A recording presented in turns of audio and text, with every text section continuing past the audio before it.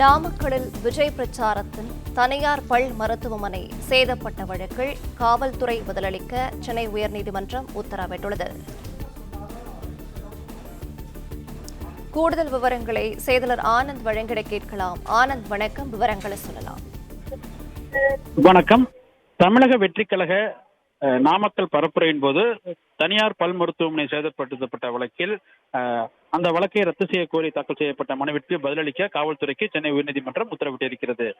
நாமக்கல் மாவட்டத்தில் தமிழக வெற்றிக் கழகத்தின் தலைவர் விஜய் கடந்த செப்டம்பர் மாதம் 27ஆம் தேதி பரப்புரை மேற்கொண்டார். அந்த பரப்புரையின் கூட்டத்தின் அருகே இருந்த பல் மருத்துவமனை தமிழக வெற்றிக் கழகத்தினரால் சேதப்படுத்தப்பட்டது.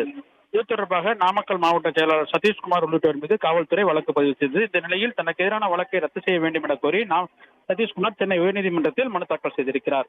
அந்த மனுவில் சம்பவத்திற்கும் தமக்கும் தொடர்பில்லாத நிலையில் மாவட்ட செயலர் என்ற அடிப்படையில் தமக்கு எதிராக வழக்கு பதிவு செய்யப்பட்டிருப்பதாகவும், இதனிடையே இந்த விவகாரத்தில் மருத்துவமனை நிர்வாகத்திடம் நடத்திய பேச்சுவார்த்தையில் இந்த விவகாரத்தை சுமூகமாக முடித்துக் கொள்வதென உடன்பாடு ஏற்படுத்தி இருப்பதாகவும் தெரிவித்தார். மேலும் சேதம் ஏற்படுத்தப்பட்டதற்கான இழப்பீட்டை மருத்துவமனை நிர்வாகத்திடம் வழங்கியிருப்பதாகவும் அவர் தன்னுடைய மனுவில் கூறியிருக்கிறார். எனவே தனக்கு எதிரான வழக்கை ரத்து செய்ய வேண்டும் எனவும் அவர் தன்னுடைய மனுவில் கூறியிருக்கிறார்.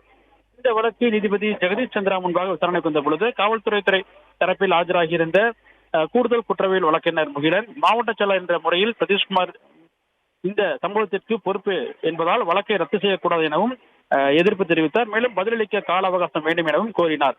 இதனையடுத்து காவல்துறை தரப்பில் பதிலளிக்க உத்தரவிட்ட நீதிபதி வழக்கை நவம்பர் 5ஆம் தேதிக்கு தள்ளி வைத்தார். அதுவரை காவல்துறை இந்த வழக்கில் இறுதி அறிக்கை தாக்கல் செய்யக்கூடாது எனவும் உத்தரவிட்டிருக்கின்றார்.